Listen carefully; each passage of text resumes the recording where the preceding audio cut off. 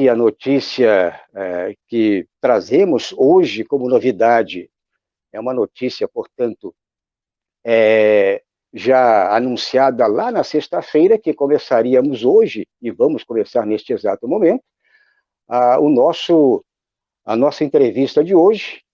E vamos hoje, temos aqui o nosso o imenso prazer aqui dos dois canais, a TVC e a TVJC, já de trazer aqui a nossa entrevistada, que é de Floripa, portanto, Florianópolis, capital catarinense, e a nossa primeira entrevistada, ela é candidata a vereadora pelo PT em Florianópolis, a professora de matemática do Instituto Federal de Santa Catarina, o IFSC, Helenira Vilela, candidata a vereadora, portanto, pelo PT, é a primeira entrevistada aqui no Conexão Progressista.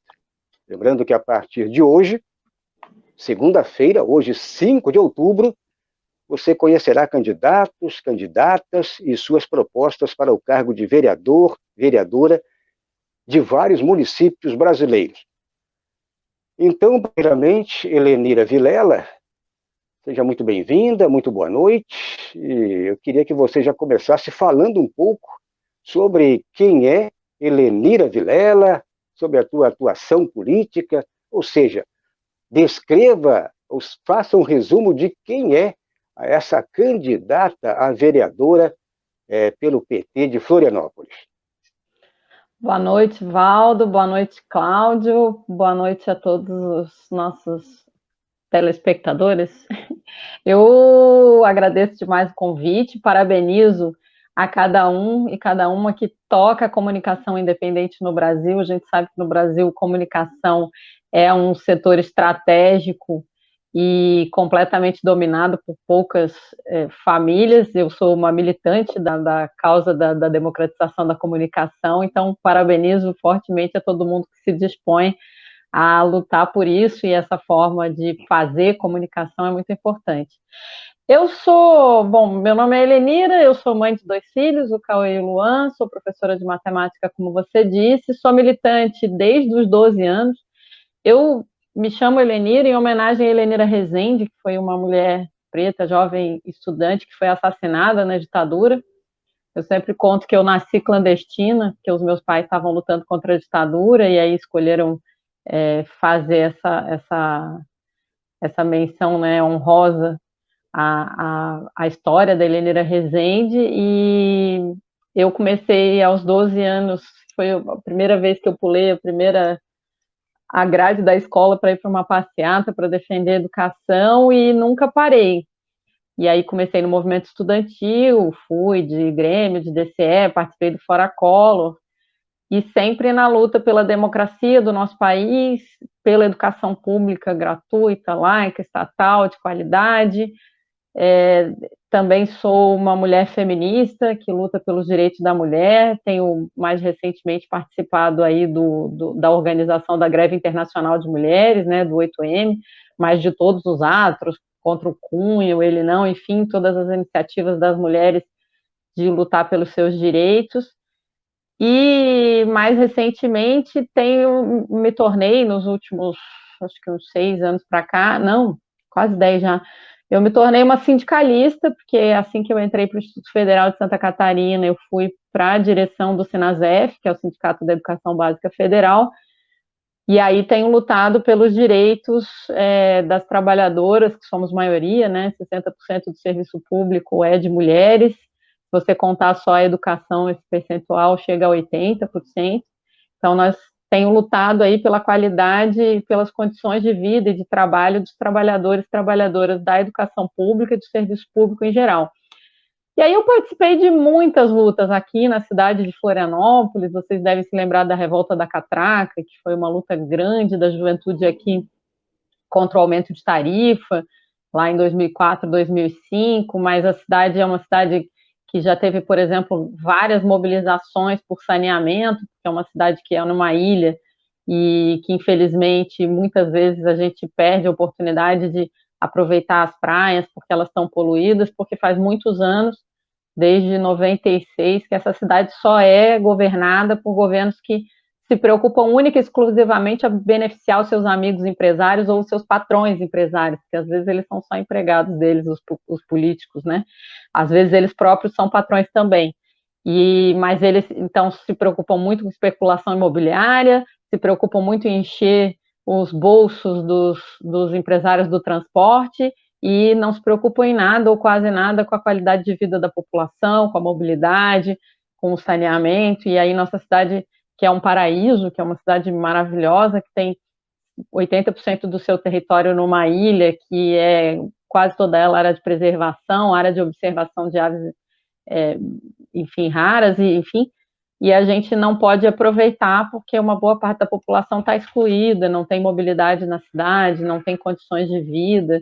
A gente tem uma segregação da população negra muito forte em Florianópolis. Então, a minha luta, desde que eu cheguei em Florianópolis, eu sou carioca de nascimento, mas eu vim morar em Florianópolis com 15 anos, meus filhos nasceram aqui, e desde que eu cheguei lutando já no Fora Collor, e pelos direitos dos estudantes, pela melhoria da merenda, e nunca parei, porque penso que a gente tem que só vai mudar a vida se for na luta, né? E atualmente a gente está no IFSC especificamente lutando contra uma intervenção que o governo Bolsonaro está fazendo no Instituto, nomeou o candidato derrotado para ser reitor e não está respeitando a democracia, e na luta pelo Fora Bolsonaro, porque a gente tem que também começar esse debate dizendo que é preciso prestar toda a solidariedade às quase 150 mil famílias que perderam algum ente querido e dizer que essas mortes eram evitáveis e que ela é uma decisão do governo Bolsonaro. O governo Bolsonaro decidiu matar pobres e pretos nesse país e implementa essa decisão com falta de políticas ou com as políticas absurdas como a promoção de um remédio que todo mundo sabe que não serve para nada. Então, eu vou estar sempre do lado da luta do povo aí, como estive desde os meus 12 anos. Muito bem, Helenira Vilela, candidata a vereadora pelo PT em Florianópolis. O Cláudio Porto, nosso cronista de todas as segundas-feiras. Lembrando que os cronistas também irão participar.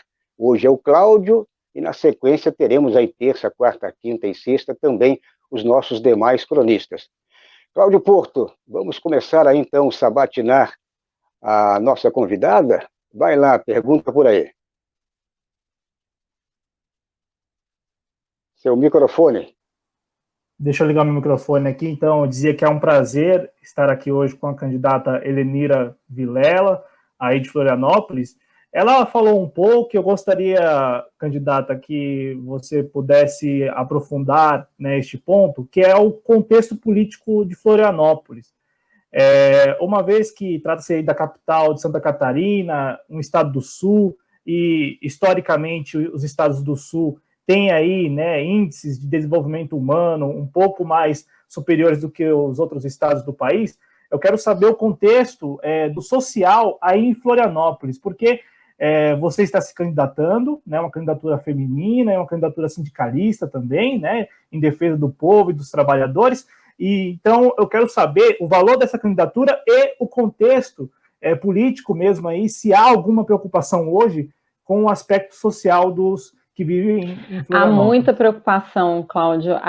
Primeiro é importante dizer que Florianópolis e o estado de Santa Catarina é um estado que, de fato, tem índices, em média, melhores do que os brasileiros na maior parte dos quesitos, assim, quando você vai analisar IDH, por exemplo. Mas isso não é bem distribuído no caso de Florianópolis. A gente tem algumas regiões da cidade que têm uma pobreza extrema. E aí é preciso a gente localizar que de 2016 para cá, essa pobreza extrema, ela se multiplicou e se aprofundou de uma maneira bastante sensível. Para vocês terem uma noção, a gente tinha cerca de 80 a 100 moradores, pessoas em situação de rua, lá em 2016. Hoje, a gente tem mais de 1.000 na cidade de Florianópolis. Então, o que aconteceu foi um brutal aumento da desigualdade social em Florianópolis. Hoje, eu estava andando, eu tive que ir no mercado, eu faço compra para minha mãe, né, que tem 80 anos, E pela primeira vez, depois de uma década, eu vi uma criança vendendo bala num sinal. E aí eu até me lembro de pensar, hoje eu vi duas cenas, e há mais ou menos um ano e meio atrás eu vi uma terceira cena e fiquei pensando, dá vontade de escrever um stories dizendo, o PT acabou. Tinha acabado, né? Tinha acabado com criança vendendo sinal, tinha vendendo bala no sinal, tinha acabado com quase todas as pessoas em situação de rua, tinha acabado com as filas enormes em busca de emprego, bem próximo da minha casa, que abriram umas vagas numa empresa que está se instalando, a fila dava volta no quarteirão, e tinha acabado, mas o golpe fez voltar tudo isso. E aí Florianópolis, particularmente, vive isso de uma maneira bastante profunda, porque é uma cidade de serviços, né? Florianópolis não tem indústria, não pode ter nenhuma indústria que gera resíduo, então a indústria que tem aqui é a indústria tecnológica, que é bastante desenvolvida, mas que ela é muito ilhada e ela beneficia pouco a população local, porque a formação da população local acaba não fazendo eles serem contratados, a maioria dessas empresas tecnológicas contrata pessoas de fora. A gente está vivendo aqui um desemprego bastante forte. A gente tem um prefeito que na primeira semana de governo, em 2016 e em 2017, apresentou uma reforma administrativa tentando desmontar o serviço público da cidade. Ele foi derrotado por uma luta hercúlea do Sintrazen, que é o sindicato pela categoria, né, mas dirigido pelo sindicato, que defendeu os direitos. De lá para cá ele vem tentando privatizar serviços que funcionam muito bem a custo relativamente baixo, como é o caso da educação infantil. Ele fez um empréstimo de 100 milhões de reais no BID só para construir asfalto, só como uma medida absolutamente eleitoreira, que os cidadãos de Florianópolis vão ter que pagar essa dívida por mais de uma década, e o aumento da pobreza é visível, o aumento do desemprego é visível. Ele abriu mão, né, inicialmente fez alguns cuidados da pandemia e abriu mão desses cuidados, não implantou a Lei Aldir Blanc até agora para o setor cultural, que é um setor importante numa cidade que tem bastante turismo e bastante serviço público. Florianópolis só não está numa situação pior, porque exatamente como tem bastante servidores públicos, esses servidores públicos preservaram suas rendas na maioria, e aí conseguem movimentar a economia, porque como servidor público é trabalhador, a gente gasta quase tudo que a gente ganha, então a gente mantém a movimentação da economia local, e isso faz com que a cidade sinta um pouco menos, mas a gente tem sim um problema de saneamento gravíssimo, a gente tem sofrido ataques graves também na questão da preservação ambiental, numa cidade que é tem uma área muito extensa de preservação, inclusive estamos hoje muito preocupados com a revogação das medidas de proteção de mangue e restinga, porque numa cidade como a nossa isso é gravíssimo. A Florianópolis tem, se não o maior, um dos maiores mangues urbanos do mundo, e ele é fundamental para manter a Mata Atlântica que a gente tem aqui, enfim. Então, é isso, a gente vive nesse contexto, um contexto em que muitos serviços públicos, por exemplo, eram de boa qualidade, vêm sendo desmontados por gestões atrás de gestões, só preocupadas com a especulação imobiliária. A gente tem, inclusive, vivido, né, problemas gravíssimos, como eu disse, afetando o turismo por conta de poluição das praias, e uma cidade muito difícil de se mobilizar, é uma cidade onde não tem mobilidade, desculpa, formulei errado, é a cidade onde não tem mobilidade, é muito difícil andar aqui em Florianópolis para quem não tem carro, e para quem tem também, e ainda para piorar um pouco, nós estamos vivendo uma instabilidade institucional, porque a gente viu ser eleito uma pessoa que nunca teve nenhuma ideia de como é gerir o Estado, que é o seu Carlos Moisés, pelo PSL, pela máquina de WhatsApp, aí, de fake news dos WhatsApp, e ele se elegeu, não tem nenhuma habilidade política, nenhuma capacidade de coordenar o Estado, está sofrendo um processo de impeachment por um outro setor da burguesia local que está interessado em explorar e escantear ele como uma figura que não correspondeu exatamente aos anseios da burguesia. Então a gente vive um Estado que está sob uma possibilidade de impeachment do governador do Estado, isso para uma capital sempre afeta bastante, e vivendo essa situação também da pandemia, mas principalmente antes da pandemia a gente já vivia um aumento muito brutal da desigualdade do desemprego e do desmonte dos serviços públicos que a gente tem visto. Então é uma situação bastante se a gente em algum momento teve uma qualidade muito maior de vida, a gente está vendo ela se perder por entre os dedos, com um desemprego brutal, enfim. Ainda com uma situação melhor um pouco do que a média do Brasil, mas com muita dificuldade. Essa situação da população de rua é um negócio visível. Assim. Há 3, 4 anos atrás, você andava na rua, nunca ou rarissimamente tinha alguém pedindo alguma coisa no sinal e tal. Hoje não tem nenhum sinal onde você pare que não tem uma pessoa com um cartaz dizendo que está passando fome. Então é muito triste ver que a gente tem condições, porque tem indústria, porque tem, não indústria na cidade, mas tem circulação, né, tem economia para sustentar e não precisava ter nenhuma pessoa nessa situação, e tem, novamente, repito, porque a burguesia escolhe que essas pessoas vivam dessa forma. Muito bem. Essa é a nossa convidada de hoje, a estreia aqui da nossa série de entrevistas. Teremos aí vários candidatos. Infelizmente, não temos esse tempo todo para entrevistar todos os candidatos a vereadores do Brasil todo, mas pelo menos teremos aí uma amostragem, e é evidente que o nosso espaço aqui ele é liberado para os candidatos de linha progressista. Então, os candidatos aí progressistas, mas vamos ter uma amostragem em termos gerais de candidatos aí em todo o Brasil, hoje estreando com a Helenira Vilela, a Helenira que é do PT, de Florianópolis, candidata a vereadora, mas teremos aí também de várias partes do Brasil. Bom, Cláudio, vamos dar um alô aqui rapidamente, eu acho que só dar nome aqui para os nossos, as pessoas que estão interagindo, já muitas pessoas aqui no nosso chat na TVC Jornalismo, na TV Jovens Cronistas. Queria mandar um abraço aí para o canal Síntese Brasil, está por aqui, o Adriano Garcia, também o nosso cronista das terças-feiras, agora com câmera, né, até que enfim.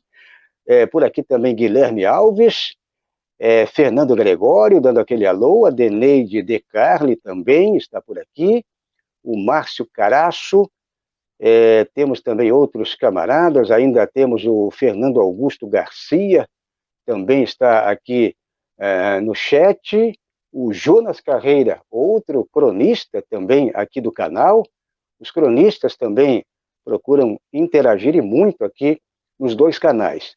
O Zezini Banda MP3 de Ouricuri também, outro camarada que sempre atua diretamente aqui também, é um dos ativistas também digitais aqui nos dois canais.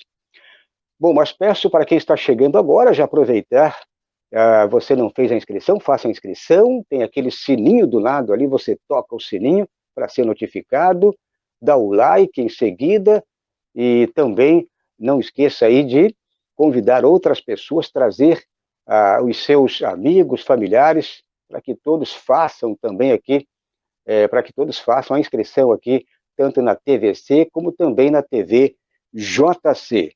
E, na medida do possível, ajude, colabore também com os canais aqui por meio do nosso financiamento coletivo. Aqui você ajuda os dois canais com apenas um ato, uma operação. Bom, dado o recado, vamos em frente.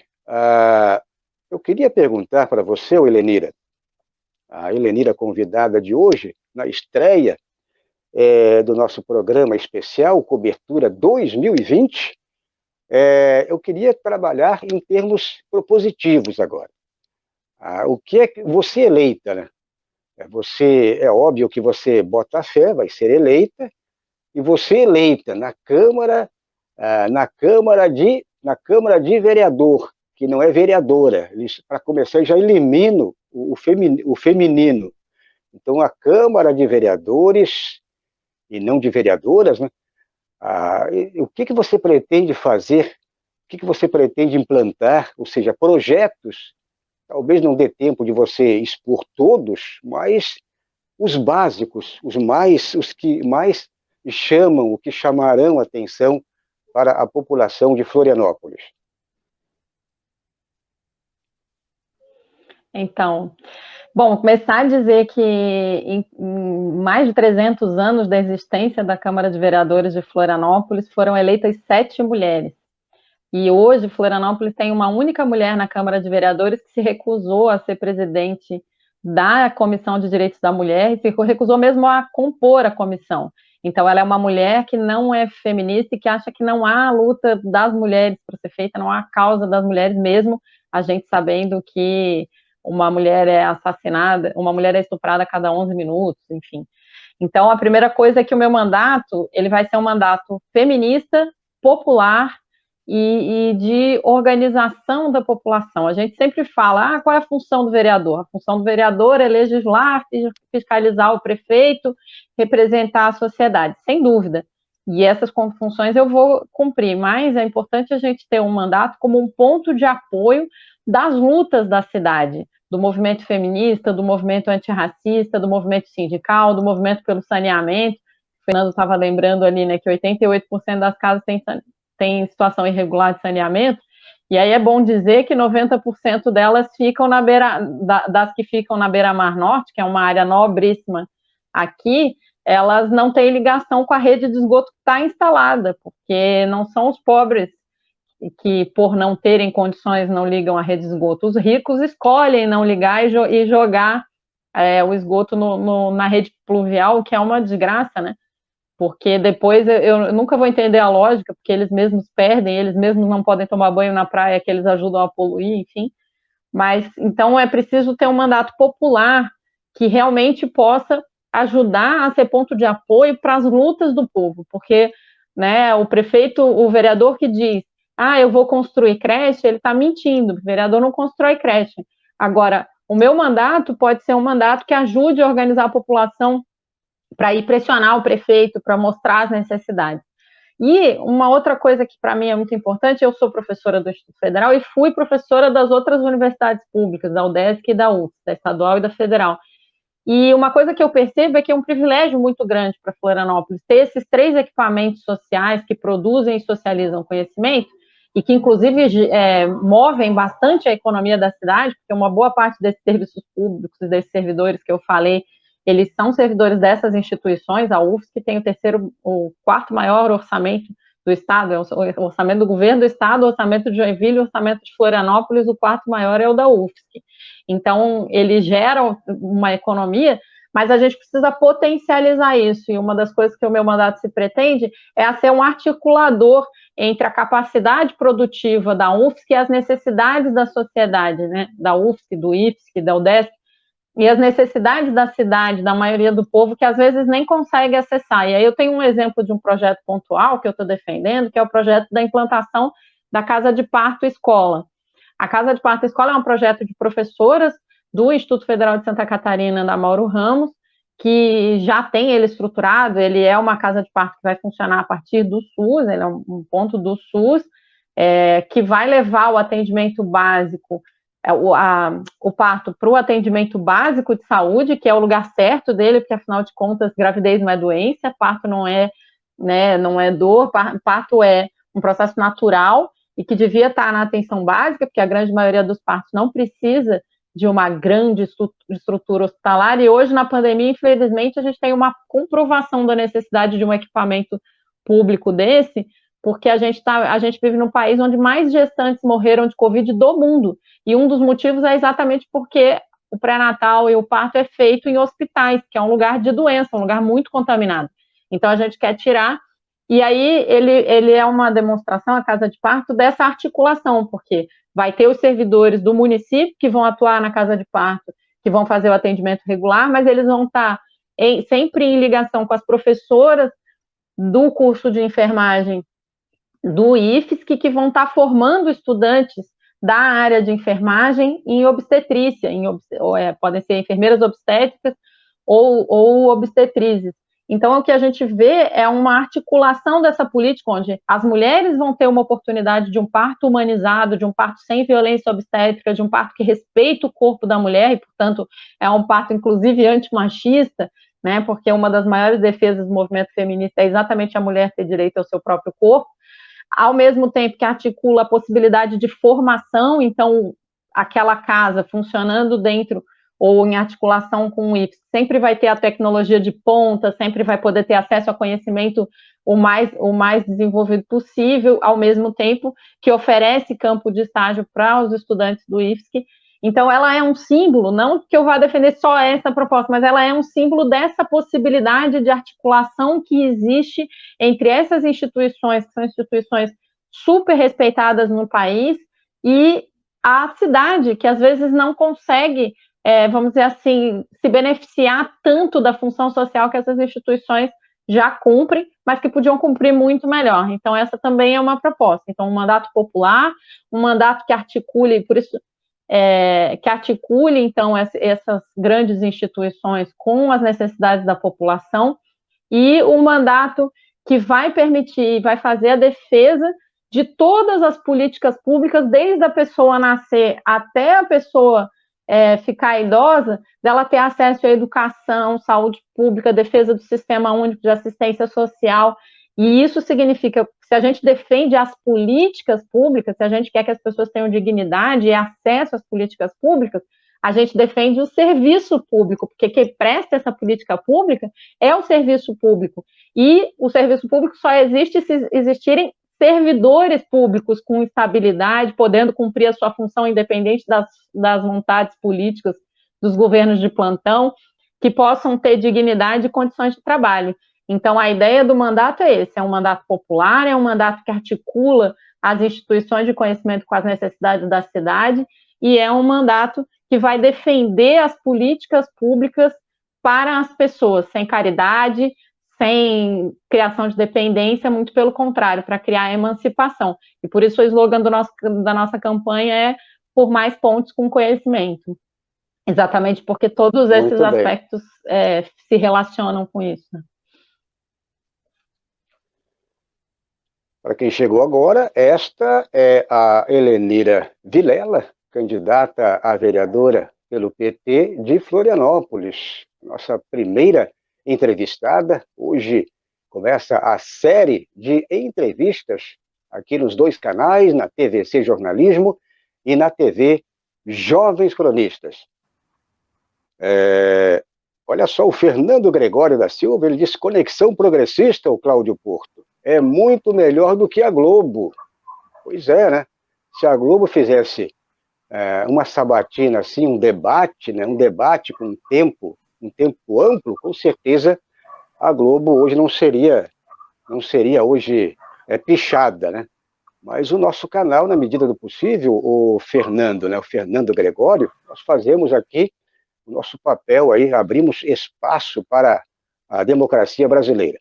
Cláudio, a bola agora é com você, já que estamos se encaminhando aí para o final aí desta primeira parte do programa. E por essa razão que eu vou aqui contrariar qualquer bom professor de jornalismo, né? Eu vou fazer duas perguntas. Todo bom professor de jornalismo fala assim, nunca faça duas perguntas, mas farei pelo tempo curto. Ô, candidata, pegando como gancho algumas das propostas que você elencou aqui, nós temos ideia de que trata-se de uma candidatura planejada, organizada, né, com um projeto, ainda aqui na Câmara Municipal, né, então não estamos falando ali do Executivo, então trata-se de projetos que serão protocolados e articulados para aprovação. Mas há todo um desenho muito claro para nós aqui, para o público também.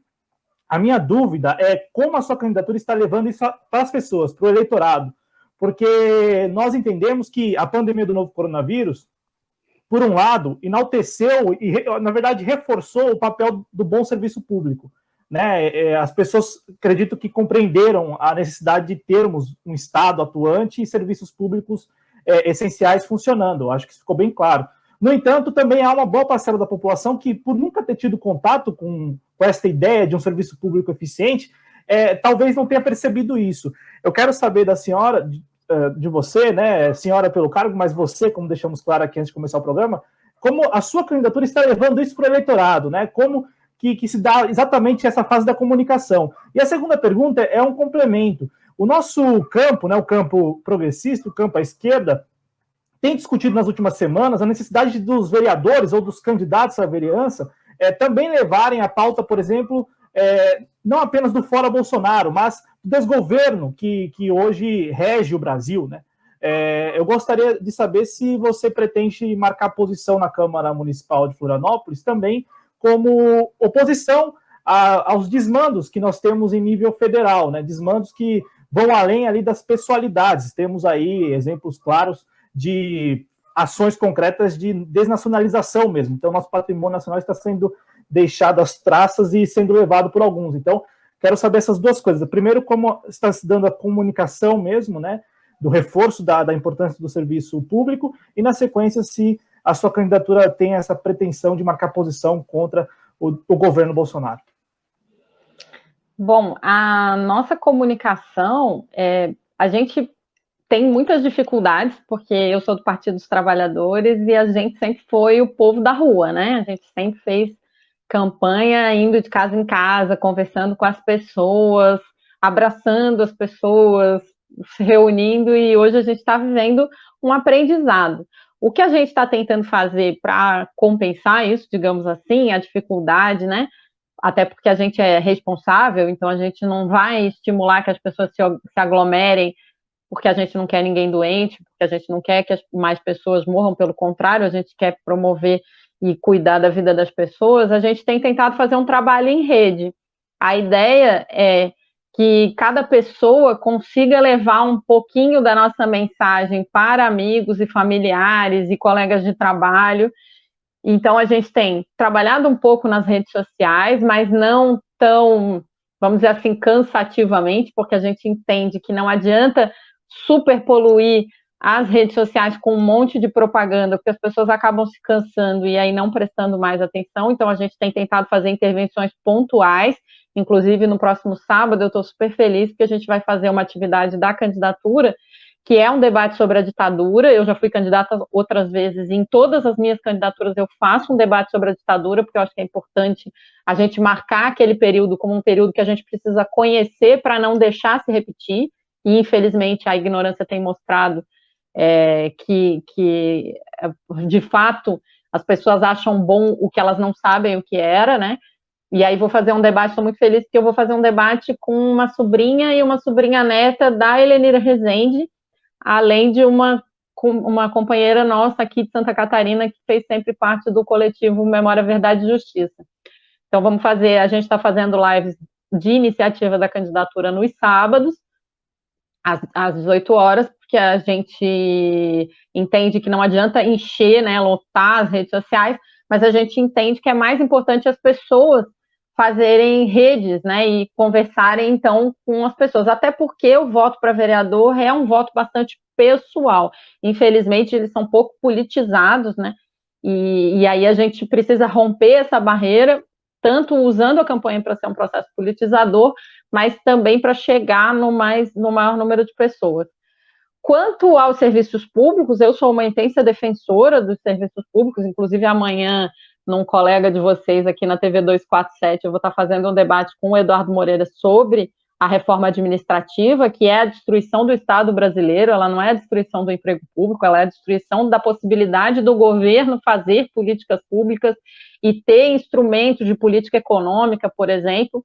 É um pacote ultra neoliberal que o Paulo Guedes está implantando aqui, tendo aprendido ele no governo da ditadura do Pinochet, no Chile, né, que foi uma tragédia para o povo chileno, onde recentemente as pessoas mais idosas estavam tirando a própria vida por falta de condições de sobreviver e não querer ser peso para os seus familiares.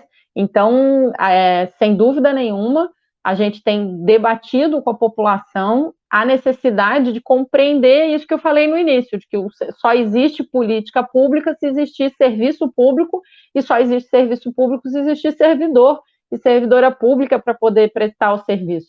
Então, a gente tem feito um intenso debate com todo mundo para poder fazer isso chegar até as pessoas, e sim, um dos marcos desse debate é derrotar o governo Bolsonaro e tudo que ele representa. Ele é um governo de regressão, é um governo de destruição. Essa semana eles anunciaram a destruição da política de inclusão das pessoas com deficiência na educação, retrocedendo na política em mais de 30 anos, voltando a segregar as pessoas com deficiência, voltando a segregar a infância de pessoas com deficiência, enfim, de segregar as pessoas sem deficiência, de conviver com as pessoas com deficiência, de aprender com elas, de encontrar outras realidades, se desenvolver junto. Então, a gente não tem jeito de consertar o governo Bolsonaro, ele é estruturalmente errado de todos os pontos de vista. Ele é um governo que destrói o Brasil como nação soberana, entregou, você falou aí, está vendendo a Petrobras. Essa semana o professor Luiz Fernando Scheibe e a professora Leda Scheibe, que são professores aqui da Universidade Federal, os dois aposentados, eles estavam fazendo um manifesto procurando que instrumentos públicos a gente pode usar para impedir que o governo Bolsonaro privatize a Petrobras em fatias, como ele está fazendo, privatize o Banco do Brasil em fatias, como ele está fazendo, entregando inclusive um pedaço para o próprio Paulo Guedes, pagando 10% do preço que valia da carteira de investimentos que foi privatizada para o Banco Pactual. Enfim, então a gente não tem como consertar um governo que defende a ditadura, que desmonta o Estado brasileiro, que é antissoberano, é um governo que não tem nada de patriótico, pelo contrário, é um governo de entrega, não é nem de venda, de entrega, de ajoelhar, né, para os Estados Unidos, um governo que promove a discriminação, o preconceito, a violência, o ódio, o desrespeito, a quebra das instituições. É um governo impossível de se defender, é um governo fascista.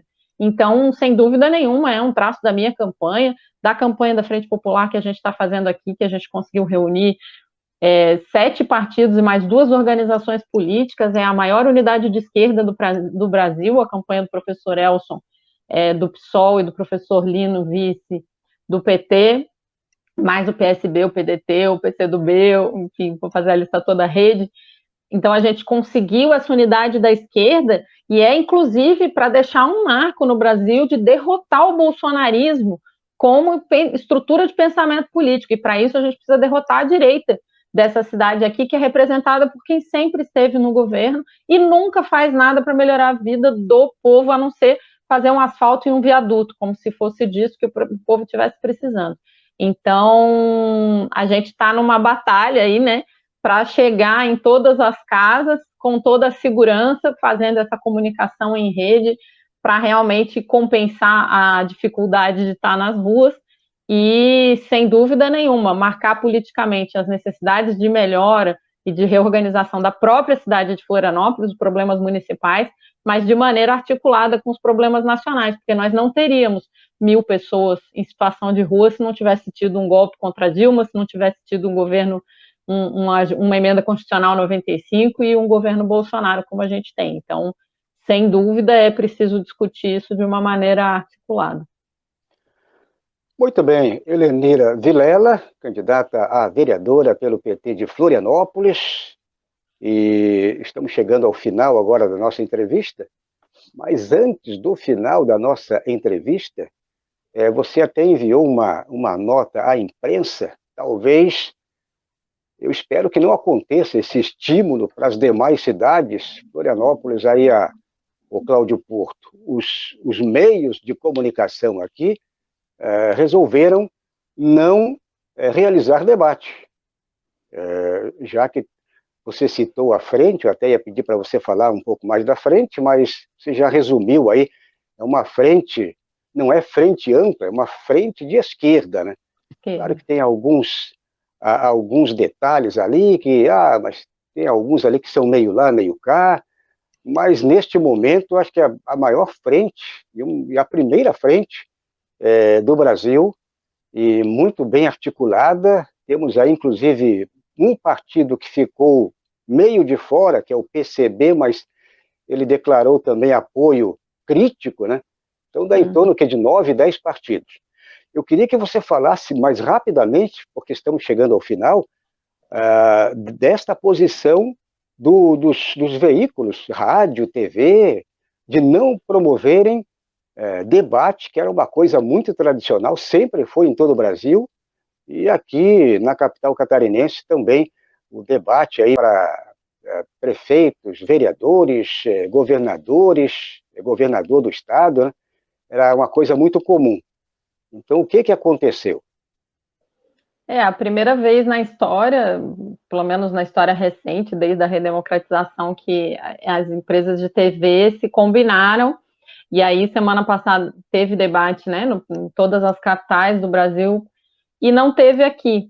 A nossa avaliação política é de que o prefeito Jean Loureiro, ele está dando uma de Bolsonaro, só que para não ter que arrumar uma dor de barriga ou uma facada, ele está mexendo os pauzinhos dele para que as empresas não queiram fazer o debate, né? As empresas de comunicação empresarial, elas visando lucro, não estão achando que isso vai ter grande audiência, mas principalmente acho que lucram mais com a articulação política com o prefeito daqui. A gente está denunciando isso, em princípio isso foi uma decisão de todas as empresas, da Band, da Record, da Globo, enfim, e o que é uma tragédia, né? Porque de novo, essas empresas são concessão pública, elas tinham por obrigação promover a informação, e como elas só estão interessadas no lucro, em beneficiar os padrinhos delas, elas estão se recusando a fazer o debate. A gente está fazendo uma pressão política junto com outras coligações que também estão defendendo o debate,